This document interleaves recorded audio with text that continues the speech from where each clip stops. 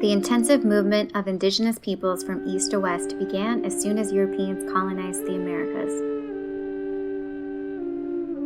Many tribes that were centuries-long residents of what is now known as Iowa were forced out, while other tribes traveled through or settled in Iowa for a time.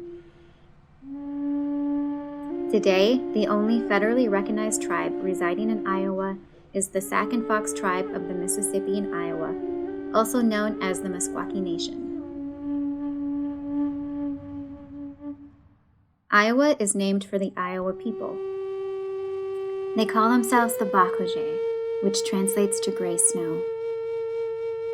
Oral tradition informs us that the Iowa, historically called the Iowa, have lived in the area now called Iowa and surrounding regions since time out of memory. Iowa villages in the archaeological record date to the mid to late 1700s and earlier. A delegation of Iowa documented their oral tradition on a map they created in 1837 to present to a U.S.-hosted government council designed to persuade several Midwestern tribes to agree to land cessions and new treaties. This is sometimes referred to as the No Heart Map.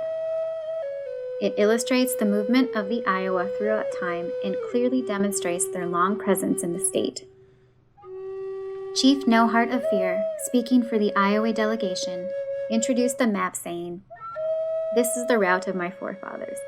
It is the lands that we have always claimed from old times. We have the history. We have always owned this land. It is what bears our name."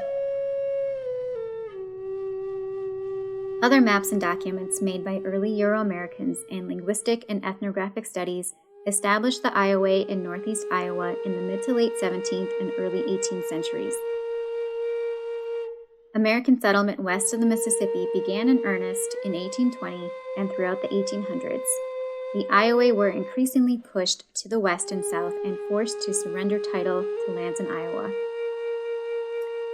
By the mid-1800s, they moved their villages to northern Missouri due to pressure from American interest in settlement and also conflict with the Sioux in northern and western Iowa and the Sauk and Meskwaki in southern and eastern Iowa. The Iowa signed the Platte Purchase Treaty in 1836, which resulted in their removal to a reservation located along the border of what is now the states of Kansas and Nebraska. They are federally recognized as the Iowa Tribe of Kansas and Nebraska. Some Iowa moved to Indian Territory in Oklahoma and are federally recognized as the Iowa Tribe of Oklahoma. The Ho-Chunk, also known as Winnebago, document their traditional territory as including the driftless area, primarily in Wisconsin, but also in parts of Iowa, Minnesota, and Illinois. In the 1830s, the United States government forced the Ho-Chunk in Wisconsin to move into the neutral ground, a strip of land 200 miles long and 40 miles wide in northeast Iowa. Numerous villages associated with the Ho-Chunk have been documented in this region, occupied from the 1830s through 1848. The government forced the Ho-Chunk to move repeatedly, a total of 11 removals. After removal to reservations in Iowa, Minnesota, and South Dakota, the Ho-Chunk were removed to a portion of the Omaha Reservation in Nebraska. With each removal, small bands returned to their homelands in Wisconsin. Today, they are the Ho-Chunk Nation of Wisconsin. Those who stayed in Nebraska are federally recognized as the Winnebago Tribe of Nebraska. The neutral ground also established territory for the Sisseton and Asante Dakota to the northwest and the Meskwaki to the southeast, placing the Meskwaki in the region of Delaware County. The Meskwaki originally came from the east, with traditional homelands located in the St. Lawrence River Valley along the Canadian border. They allied with the Sauk in the 1730s to fend off the French and their Native American enemies, and the tribes moved together from their villages in Wisconsin and Michigan into the territory of the Iowa in Iowa and Illinois. They established fortified villages on the Wapsipinicon River and increasingly expanded their territory in Iowa over the next half-century. The Meskwaki remained in the region until the 1840s, and often traded and interacted with Euro-American settlers.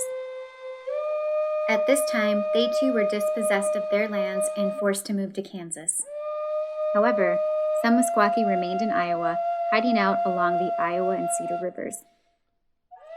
Others returned to Iowa in 1856, and in 1857 purchased their first 80 acres from the government.